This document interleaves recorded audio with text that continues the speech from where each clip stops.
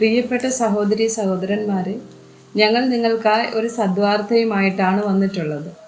2025 ജനുവരി 1 മുതൽ 365 തലക്കെട്ടുകൾ ഉൾപ്പെടുത്തിക്കൊണ്ടുള്ള വർഷം മുഴുവൻ പ്രാർത്ഥിച്ച് ധ്യാനിക്കാനുള്ള വചനങ്ങൾ ഞങ്ങൾ പങ്കുവയ്ക്കുന്നു.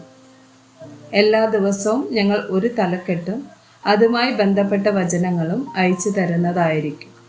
വചനങ്ങൾ കേട്ട് ധ്യാനിച്ച് അനുഗ്രഹം പ്രാപിക്കാൻ ഞാൻ നിങ്ങളെ പ്രോത്സാഹിപ്പിക്കുകയാണ്. ദയവായി സബ്സ്ക്രൈബ് ചെയ്യുകയും നിങ്ങളുടെ കൂട്ടുകാരുമായി പങ്കുവയ്ക്കുകയും ചെയ്യുക. നന്ദി.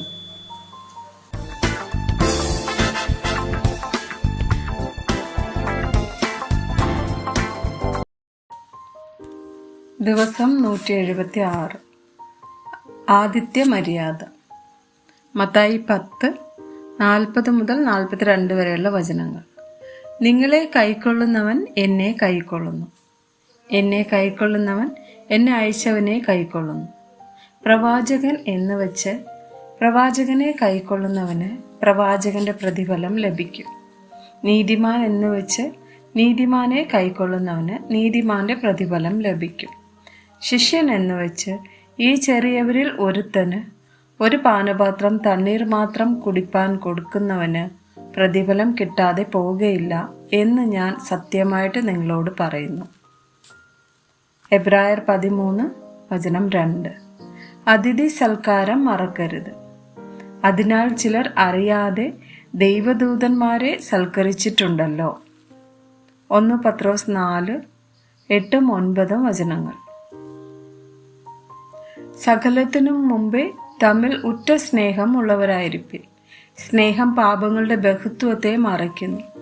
പിറുപിറുപ്പ് കൂടാതെ തമ്മിൽ അതിഥി സൽക്കാരം ആചരിപ്പിൻ. ലേവ്യർ 19:24. നിങ്ങളോടുകൂടെ പാർക്കുന്ന പരദേശി നിങ്ങൾക്ക് സ്വദേശിയെപ്പോലെ ഇരിക്കണം. അവനെ നിന്നെപ്പോലെ തന്നെ സ്നേഹിക്കണം. നിങ്ങളും മിസ്രയീം ദേശത്ത് പരദേശികളായിരുന്നുവല്ലോ. ഞാൻ നിങ്ങളുടെ ദൈവമായ യഹോവ ആകുന്നു. റോമർ 12:13. കഷ്ടതയിൽ സഹിഷ്ണുത കാണിപ്പിൻ. പ്രാർത്ഥനയിൽ ഉറ്റിരിപ്പിൻ. വിശുദ്ധന്മാരുടെ ആവശ്യങ്ങളിൽ കൂട്ടായ്മ കാണിക്കുകയും അതിഥി സൽക്കാരം ആചരിക്കുകയും ചെയ്യുവിൻ. 1 തിമോത്തി 3:2.